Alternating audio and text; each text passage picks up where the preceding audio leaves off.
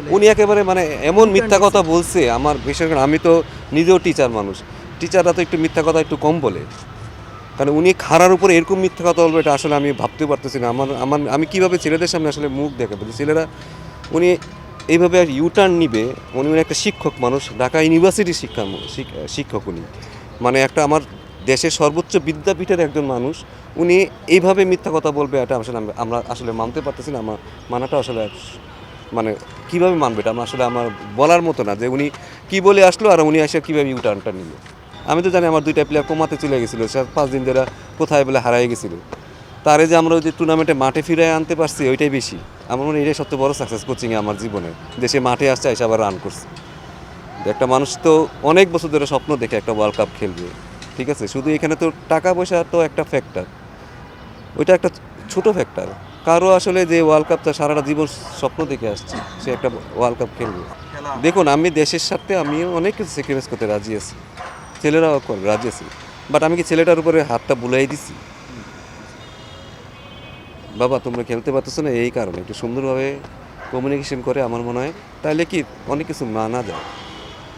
কারণ দিন শেষে তো শুধু আর্থিক বলেন, স্ট্যাটাস বলেন, অনেক কিছু এখানে ম্যাটার করে, ঠিক আছে। আমাদের ওদের পাশে থাকাটা খুব বেশি জরুরি ছিল। আমার যেই টুর্নামেন্ট হয়েছে আমি একটা দিনও টেকটিক্যাল কোনো কথাই বলি না ওদের সাথে, কারণ আমার পক্ষে আসলে তাদেরকে বোঝানোটা সম্ভব না। কারণ তারা মাঠে ফিরানোর হচ্ছে আমার সবচেয়ে বেশি আসলে আমার যেই টুর্নামেন্ট হয়েছে আমি একটা দিনও টেকটিক্যাল কোনো কথাই বলি না ওদের সাথে, কারণ আমার পক্ষে আসলে তাদেরকে বোঝানোটা সম্ভব না। কারণ তারা মাঠে ফিরানোর হচ্ছে আমার সবচেয়ে বেশি আসল কাজ। দেখুন এক একটা মানুষ এক এক রকম, হয়তো কেউ খুব তাড়াতাড়ি রিকভার করে ফেলবে, কেউ হয়তো এটাকে অনেক ওপেন মাইন্ডে নিবে। যার গ্রোথ মাইন্ডসেট আছে সে হয়তো তাড়াতাড়ি নিবে। যাদের আসলে অনেকে ফিক্সড মাইন্ডসেট আপ থাকে, মাথা একটা দিকে চলে, তাদের জন্য অনেক ডিফিকাল্ট। ফার্স্টেশন তারা আসলে সহজে ওইখান থেকে নিতে পারবে, মানে ওইটা ফার্স্টেশন তার বাড়তেই থাকবে। বাট সবার মেন্টালিটি তো একরকম না। কেউ এটা বললাম না পজিটিভ নেবে, কেউ নেগেটিভ নেবে, কারো হয়তো জীবন পুরাটাই চেঞ্জ হয়ে যেতে পারে। এটা আসলে বলাটা বহুত মুশকিল।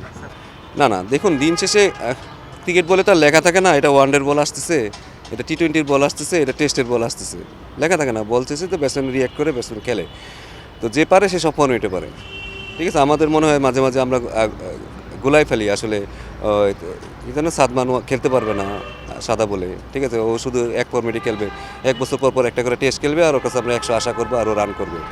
তা না, কিন্তু ক্রিকেট খেলা যেহেতু যে ফর্মেটে খেলে সে ভালো খেলার কোনো আমার মনে হয় খুব বেশি অসুবিধা হবে।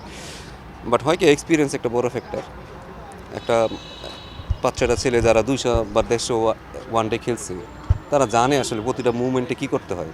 এই একটা খেলা যেখানে আসলে অনেক এক্সপিরিয়েন্সের দরকার আছে, অনেক এক্সপিরিয়েন্স দরকার হয়, খেলা চেঞ্জ হয় অনেক। বা টি-20তে আপনি একই মাইন্ডে গেলে আসলে যে আমি যে মারবো শুধু, আপনি আসলে সাকসেস হওয়ার চান্স আছে।